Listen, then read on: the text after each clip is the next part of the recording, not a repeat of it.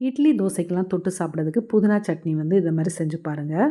பேனில் கொஞ்சமாக எண்ணெய் சேர்த்துக்கோங்க. எண்ணெய் சூடான பிறகு 1 டேபிள் ஸ்பூன் வேர்க்கடலையை சேர்த்துட்டு லோ ஃப்ளேமில் வச்சு இதை வறுத்துடலாம். வேர்க்கடலை வந்து லைட்டாக கலர் மாறி வர தொடங்கும் போது நம்ம 1 டேபிள் ஸ்பூன் வந்து கடலைப்பருப்பு சேர்த்துடலாம்.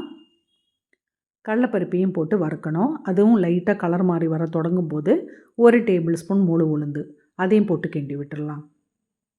இப்போ உளுந்தும் கலர் மாறி வர தொடங்குது. இந்த டைமில் வந்து 1 டேபிள் ஸ்பூன் வந்து கொத்தமல்லி விதையும் 1/2 டீஸ்பூன் வந்து ஜீரகம் 2யும் சேர்த்துடலாம். இதையும் சேர்த்துட்டு இதை நல்லா வறுக்கணும். கரிஞ்சு போயிடக்கூடாது. லோ ஃப்ளேமில் வச்சே வறுத்துக்கோங்க. கொத்தமல்லி விதை ஜீரகம்லாம் நல்லா வறுபட்டு வரும்போது இதில் ஒரு 3 பல்லு பூண்டையும் சேர்த்து கிண்டி விட்டுடலாம். பூண்டை சேர்த்து ஒரு வதக்கிட்டு பச்சை மிளகாய் காரத்துக்கு தகுந்தபடி வெட்டி சேர்த்துக்கோங்க. நான் ஒரு 3 பச்சை மிளகாய் சேர்த்துருக்கேன். அதையும் போட்டு ஒரு நிமிஷம் வதக்கிட்டு நல்ல பழுத்த தக்காளியாக பெரிய சைஸ் தக்காளினா 3 தக்காளி சேர்த்துக்கோங்க. சின்னதுன்னா 4 சேர்த்துக்கோங்க. இப்போ தக்காளிக்கு கூட உப்பையும் சேர்த்து தக்காளியை நல்லா வதக்கிடலாம். தக்காளி வந்து நல்லா வதங்கி வரணும். தக்காளி நல்லா வதங்கி வந்த பிறகு தேங்காய் துருவல் ஒரு 3 இல்லைன்னா 4 டேபிள் ஸ்பூன் சேர்த்துக்கோங்க. தேங்காய் துருவலை சேர்த்துட்டு ஒரு கிண்டுனா போதும். ரொம்ப நேரம் வதக்கணும்னு கிடையாது. இனி வந்து புதினா நல்லா சுத்தம் பண்ண புதினா இலை வந்து ஒரு 1.5 கைப்பிடி அளவு நான் சேர்க்குறேன். அதையும் சேர்த்துட்டு ஒரு நிமிஷம் வதக்கினா போதும்.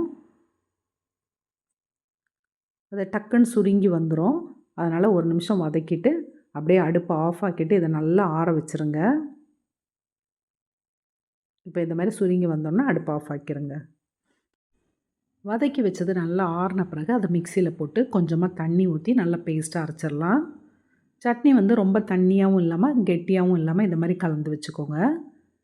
கடாயில் வந்து கொஞ்சமாக எண்ணெய் சேர்த்துடலாம். எண்ணெய் சூடான பிறகு 1/2 டீஸ்பூன் கடுகு போட்டு நல்லா பொரிய விட்டுட்டு 2 காஞ்ச மிளகாய் கிள்ளி சேர்த்துடலாம்.